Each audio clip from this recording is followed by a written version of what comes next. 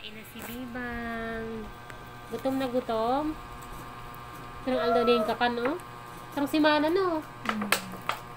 1 week walang kain-kain. Tubig lang.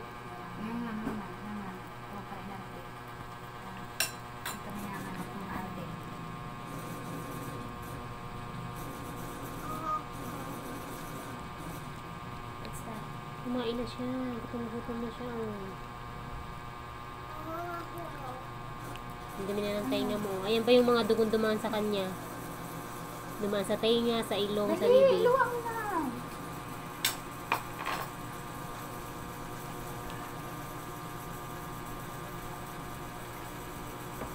Kaya madumi pa yung tainga niya. Dugo yan, dugo.